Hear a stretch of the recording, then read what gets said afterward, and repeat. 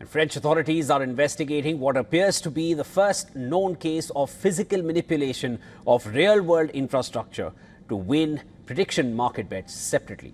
Prosecutors charged a U.S. Army Special Forces sergeant with using classified information to net $409,000 from bets on the capture of Venezuelan leader Nicolas Maduro. And those are the latest in a string of incidents exposing structural vulnerabilities in blockchain-based betting platforms.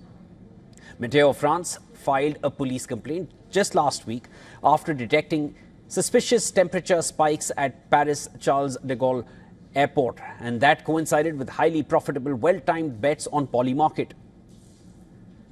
According to a Financial Times report, on April 6th and April 15th, temperature readings at the airport spiked by several degrees Celsius within minutes, jumping to 22 degrees Celsius, despite ambient conditions suggesting 18 degrees Celsius.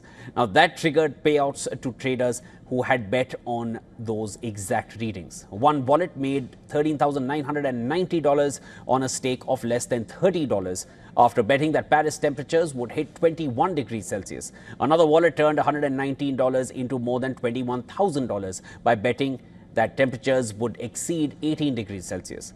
Now, on both days, trading volume in Polymarket's Paris temperature market exceeded $500,000, and that is more than double the typical daily volume.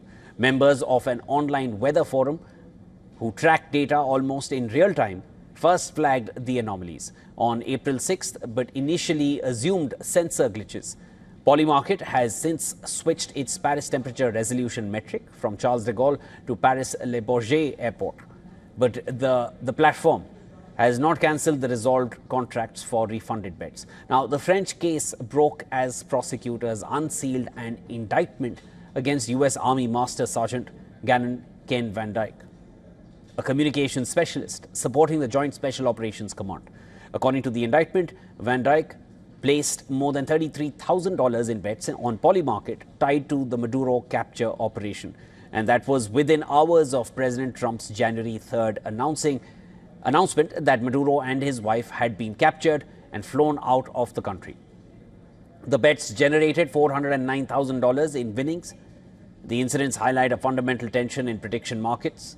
Their settlements rely on external data sources, government agencies, news organizations, think tanks, over which they have no control. The news sources' integrity can be compromised through physical tampering, insider access, or even social pressure.